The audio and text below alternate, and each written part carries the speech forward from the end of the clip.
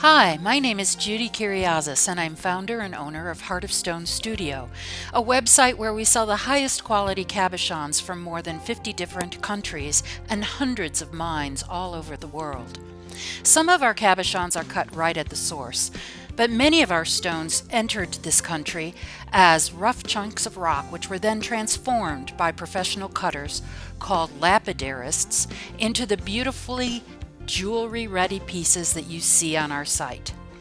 Heart of Stone Studio carries the work of dozens of different gem cutters, and we asked one of our favorites, our friend and Arizona lapidary artist, Keith Horst, to take us behind the scenes and show us how he makes a high-quality gem cabochon from a humble piece of rough. Here's Keith in his cutting workshop.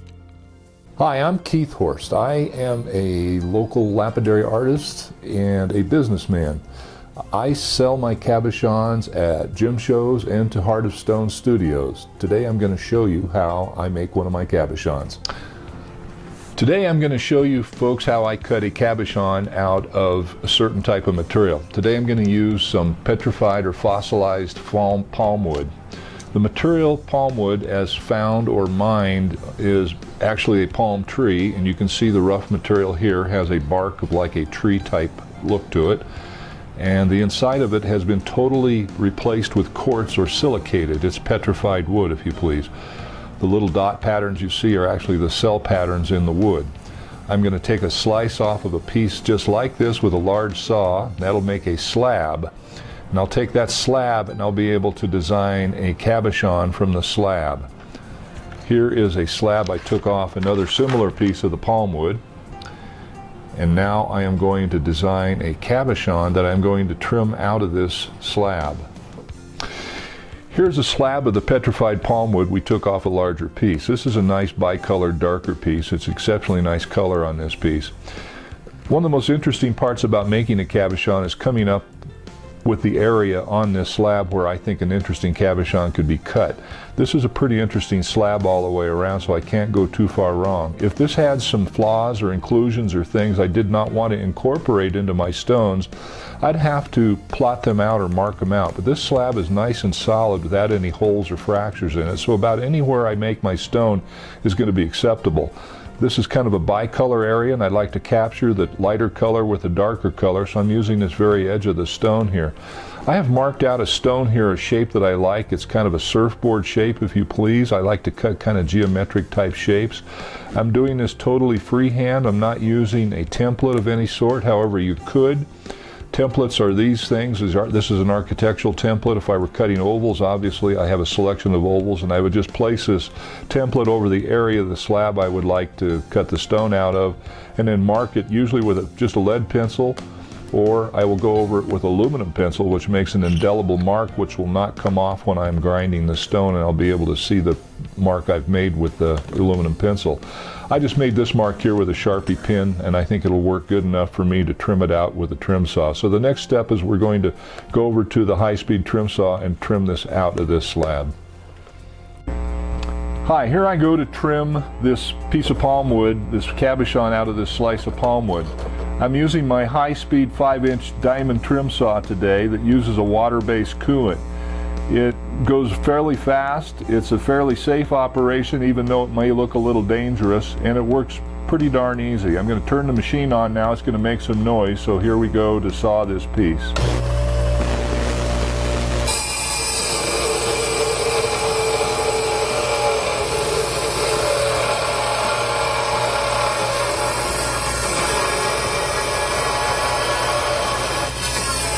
We're going to easily just take it off like that. Now we have a piece I can start grinding on. Alright, so right now we're going to start doing the initial grinding of the shape of this piece I just trimmed out with the other process. I'm going to be using my diamond grinding wheels on my big 8-inch diameter grinding machine here. These are extra wide 2-inch diamond wheels. There's two different grits of diamonds here. The coarser grit is a very coarse aggressive grit. It's about an 80 grit. And the higher finer grits is about a 320 grit. I'm going to be starting out with the coarser grit to put the initial shape on this stone. This all works off of a water type of flow to keep the heat and the friction down. So this machine makes quite a bit of noise. I'm going to turn it on and adjust the water flow. You'll see the water start coming out of it. That's a good amount of water. Maybe too much. All right. I'm now going to start grinding the stone. I'm going to hold it a little more than halfway down the diameter of the stone, of the wheel. This is going to make quite a bit of noise. These diamond wheels are very aggressive. This is agate or quartz I'm cutting, and it can easily shape the quartz up really easy. By holding it parallel, the cabochon parallel to the wheel, and holding it in the proper position on the wheel, I'm able to put a small beveled edge from the bottom of the stone to the top of the stone, and that slight degree, the angle will make it easier for a jeweler to set the stone. So it's very important I hold this stone in the proper position, which is a little more than halfway down the diameter of this wheel. I'm going to put a rough shape on it right now, and I can tune that up with a finer wheel. And I don't want to really grind too much more with this coarse wheel because it's very abrasive, it's very coarse, and it's actually throwing a lot of chips off. But you can kind of see the shape I'm getting right there on it already. So now I'm going to go to the finer wheel right beside it here. It's going to make a little different noise, as you can hear.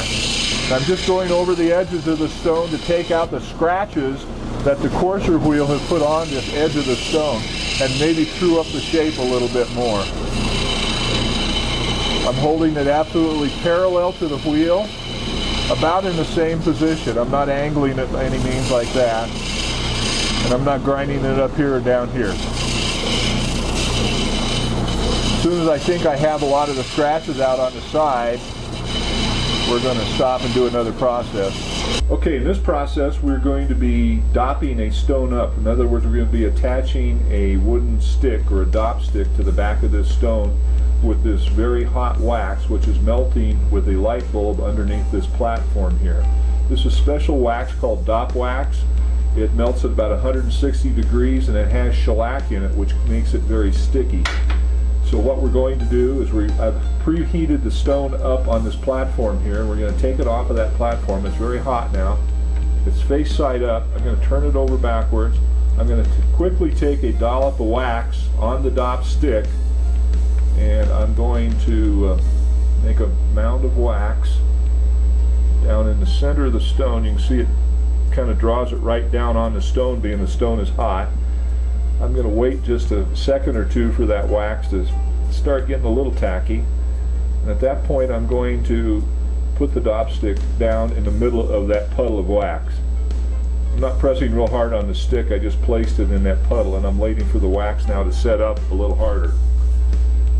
It'll take a 15 seconds or so for this wax to cool down enough to where I can handle it and I can start pushing it down over the rest of the stone.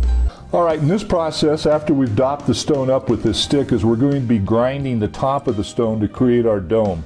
I cut in a low dome profile, so to achieve that I'm going to be cutting at a 45-degree angle on this 320 grit diamond grinding wheel. I'm going to be creating a line all the way around the perimeter of the stone, which takes off about half of the total thickness of this stone at a 45-degree angle like this. This line has to be pretty straight all the way around. It's like the foundation of your house that everything else is based on. It goes pretty quickly with this particular wheel, and at that point I'm going to be moving the dop stick down to a 90-degree angle, putting it down a little lower on the wheel and starting on that line I just created and moving the stone up to the center of the wheel, and that'll start doming the top of the stone. I'll do that all the way around on all sides. When I've finished with that, I'm going to have this fairly scratched surface from this diamond wheel, but it's going to be domed nevertheless, and it'll have some flat spots or facets on it that I will want to take out, and I'll start taking those out by revolving the stone on the same wheel, not changing wheels, going like this, which will smooth everything out nice and smooth. Okay, this next process, after we've ground the stone with the diamond grinding wheels, we're going to start sanding the top of it.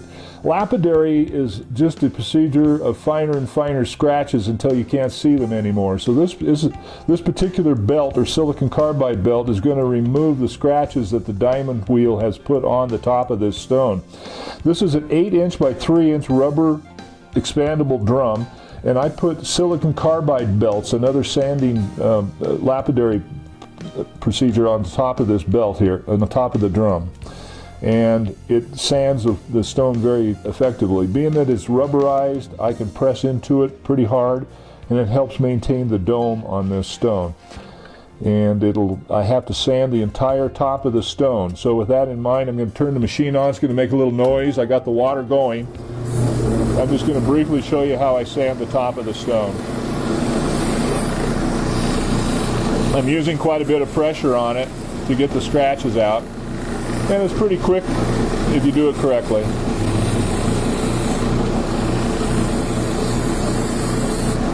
I have to stop and inspect frequently and dry it off to make sure I'm getting the scratches out. I can't proceed to the next step until all the scratches are out of this stone.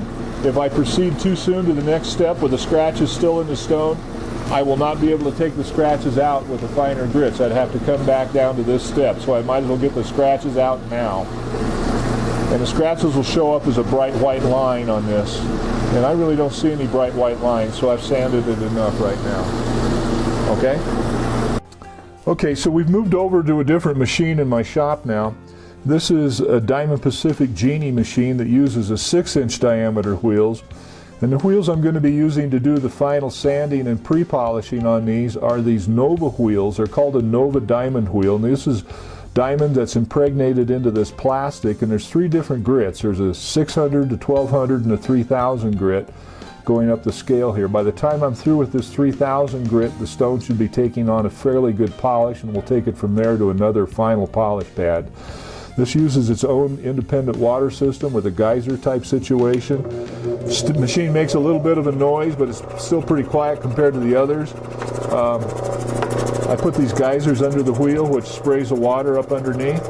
And I'm going to start sanding the top of this stone now.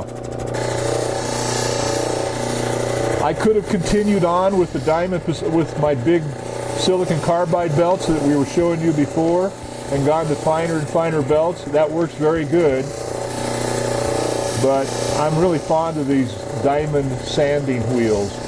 They're very popular. There's a lot of machines made with these wheels these days, and these wheels are very, very, very good. They're very forgiving. They seem to do a very good job at taking out the scratches, and they're very quick. If you've done all your preliminary work right, these will work very fast.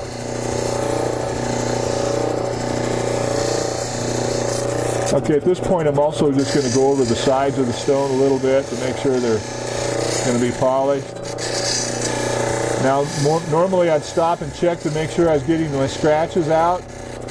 I looked pretty closely before I started. There wasn't too many scratches in it, so I'm hoping we're not carrying any scratches any further. Not bad. We're going to go to the 1200 grit now. That was a 600 grit.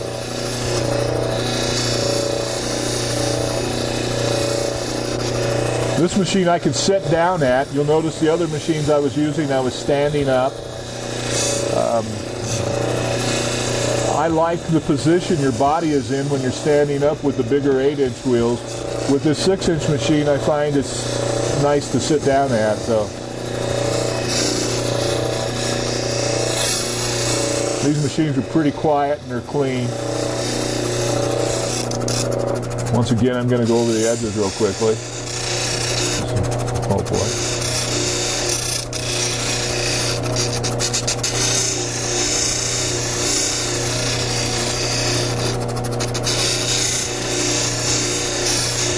All right, I'm going to move right on up to the 3000 wheel without closely inspecting this. I really should be looking a little closer at it. I have a nice bright light here, which is an inspection light.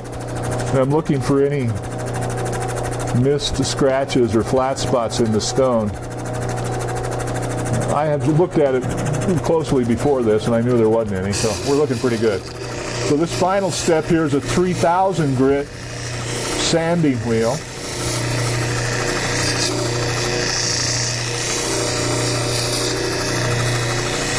You see I'm keeping the stone moving fairly fast. If I were to hold it in one place too long, it would actually start sanding a flat spot, which I don't want. So I got to keep it moving to make sure I'm not putting any flat spots on the stone. Once again, I'm going to go over the sides a little bit.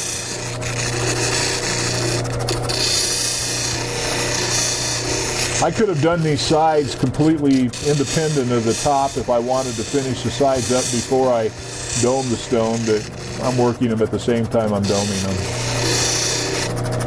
them. All right, if I've done everything correctly here, this stone should be taking on a fairly good semi-polish, and I don't know if the camera can pick that up or not, but it's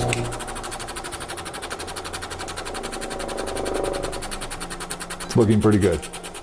All right. We're now going to put a final polish on this stone with a leather pad that I've put on the end of my bigger machine. This leather pad I charge up with a special polishing compound, which is an optical polish, which is a really refined cerium oxide, and it comes in liquid form. I keep it in the refrigerator from drying out, and I'm going to apply a little bit of this liquid polish to this leather pad after I've turned it on. I then will be taking my stone on the dop stick and just starting to polish the top of the stone by revolving it around on this leather pad. And that'll give me a really fine, high polish. A lot of lapidaries and a lot of people would think the polish I'm getting already off of that last wheel is going to be sufficient, but if you've seen my stones, I am a stickler for polish. They have to be absolutely maximum polished, and this will achieve that really quickly. So we're going to turn the machine on. I'm going to add a little bit of water with a spray bottle. I'm going to take the polish. Maybe. See it go everywhere.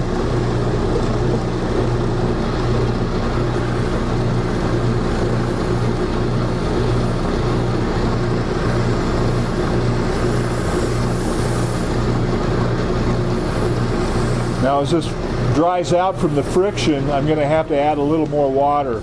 I don't want to add so much water to where the leather is really soppy wet. I just want it wet enough to where it's slightly moist. If I add too much water to it, the stone will actually hydroplane over the leather and not polish. I want it to grip the leather a little bit with a semi-dried out leather pad. I'm going to go over the edges of the stone at the same time too. The polish coming off of this is just about perfect. You can see it's almost dry. In fact, it is dry. I can't even wipe it off. That's actually a pretty good spot to be in. All right, so we've finished the stone. I've removed it off the dop. That process was just simple enough to put the dop with the stone attached to it in the freezer compartment of a small refrigerator here in my shop. And after it's cooled down quite a bit, the dop stick just breaks easily right off the back of the stone, creating a nice clean back on it. It's nicely polished, nicely domed. I washed it down with a toothbrush and some warm water and inspected it for any scratches, and it's pretty scratch free. It's a nice domed, low dome profile like I like. I'm probably going to go back over and finish up the sides a little better later on, but for the top of the stone right now is absolutely perfect, ready to go. A lot of times lapidaries would leave it just like that, but I'm kind of picky and I like to finish my stones up completely before I put them out for sale. So this would take a little bit more work, but it sure looks nice. It came out really, really nice, and it came off of this nice slab of palm wood right there. It came off right there. You can see where it came off of. I think it turned out really nice. So as you can see, a lot of precision cutting, shaping, grinding, and polishing go into the creation of one single gem cabochon. Heart of Stone Studio carries the work of Keith Horst and other top lapidary artists who are both nationally and internationally known. So when you visit our site, heartofstonestudio.com, know that you will be getting the best selection of high-quality stones to enhance your jewelry designs.